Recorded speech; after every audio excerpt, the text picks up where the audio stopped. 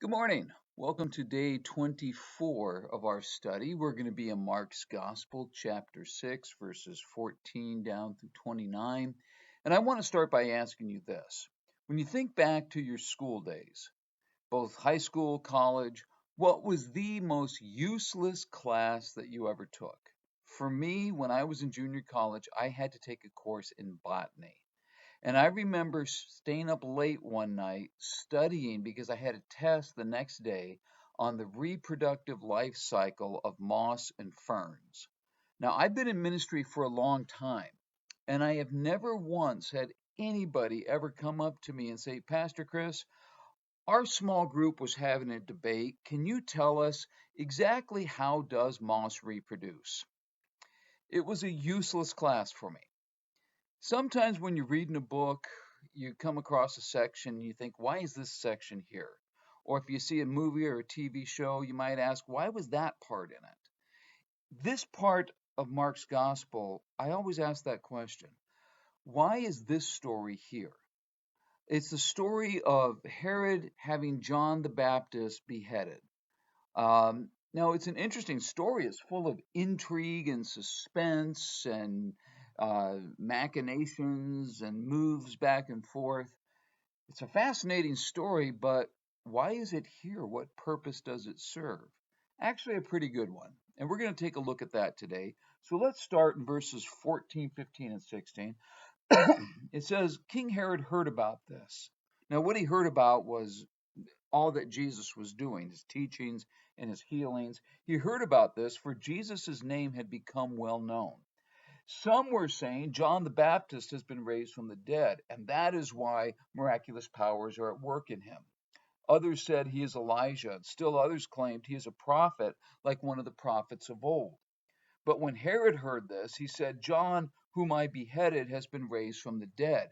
You see, at this point in the narrative, John has already been put to death. So now what we have is a bit of a flashback. We're going to hear how John ended up being put to death because last we had heard he had simply been arrested by Herod.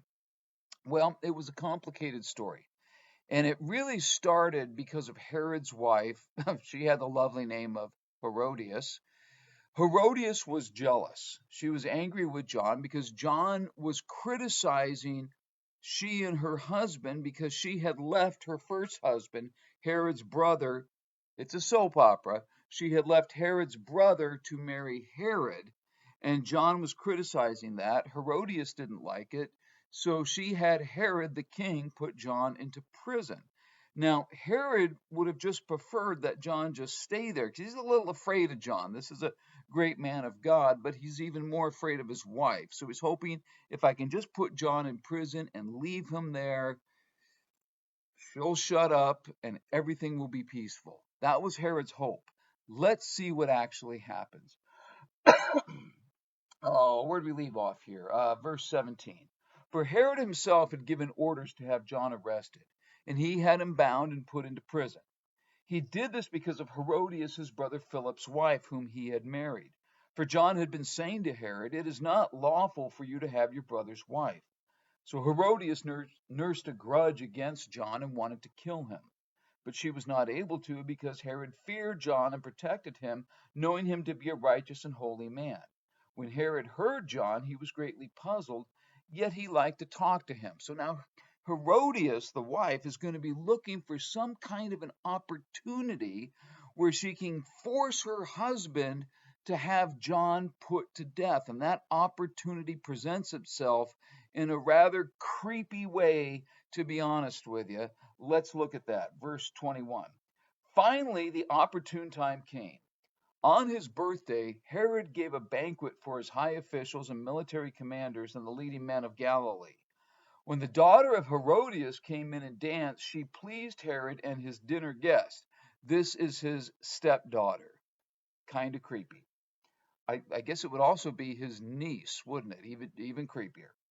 Um, second part of verse 22. The king said to the girl, ask me for anything you want and I'll give it to you. And he promised her with an oath, whatever you ask, I will give you up to half my kingdom. She went out and said to her mother, what should I ask for? The head of John the Baptist, she answered. At once the girl hurried in to the king with a request. I want you to give me right now the head of John the Baptist on a platter. So Herod's stepdaughter slash niece is dancing for them, and Herod is pleased. Can you just feel the lewdness here? And all these creepy old middle-aged men are ogling over this girl, and he's so pleased. He says, I'll give you up to half my kingdom. Now that's an expression. He wasn't really going to give her half the kingdom. It's kind of like saying, I'm so hungry I could eat a horse. Herod was simply saying, hey, you deserve a reward for this. What would you like within reason? So she goes and asks her mother. Now Herodias's trap is ready to be sprung. Go back and tell him you want the head of John the Baptist. Now this is a problem for Herod, because if Herod doesn't follow through with it, his dinner guests, they're gonna think less of him. You're the king and you can't do a simple execution. Why not? But Herod doesn't want to have John the Baptist killed because he's a holy man, but he doesn't want to let him go because he's afraid of his wife. And now here he is. He said, I'll give you whatever you want. And she wants John the Baptist's head. Verse 26. The king was greatly distressed, but because of his oaths and his dinner guests, and because he was a big old coward, I added that part, he did not want to refuse her. So he immediately sent an executioner with orders to bring John's head. The man went, beheaded John in the prison, and brought back his head on a platter. He presented it to the girl, and she gave it to her mother. On hearing of this, John's disciples came and took his body and laid it in a tomb. So there's our story.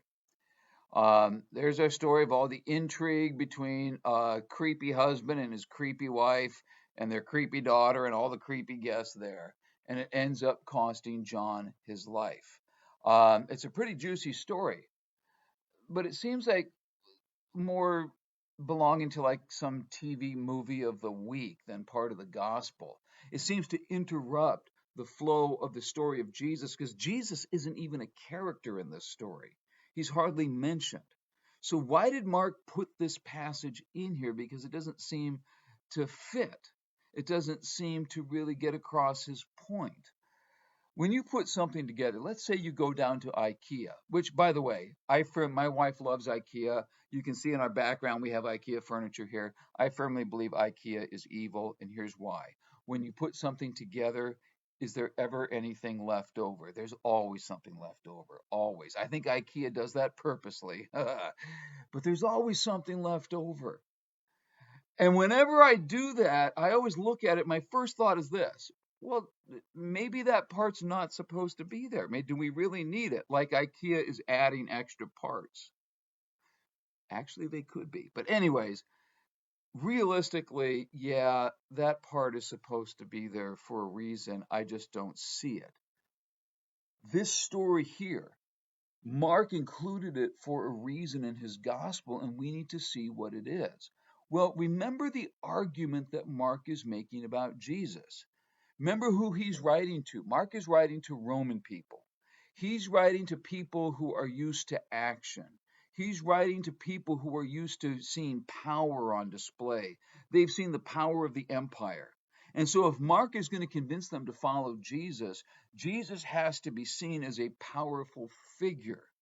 Okay, but again, Jesus isn't even a character in this story. So how does this fit? Well, Jesus didn't conquer any enemies in this story. But do you see what he was up against? He's going to run into Herod later in his life. He's going to run into these kinds of people throughout the rest of his ministry. He's going to have to deal with Pharisees. He's going to have to deal with the chief priests. He's going to have to deal with the religious leaders. He's going to have to deal with Herod. He's going to have to deal with Pontius Pilate. He's got a whole set of obstacles that he's going to have to go through. And that's kind of scary. But here's the thing. What really marks somebody as great is when you look at the obstacles that they've had to overcome. When you look at who they had to go up against and who they had to triumph over. Can you see how the gospel is going to stand against obstacles like this? Because it looks so imposing. Here's Herod who can, because he can't control his wife, Herod has John put in prison and then has John put to death. That's a scary type of leader.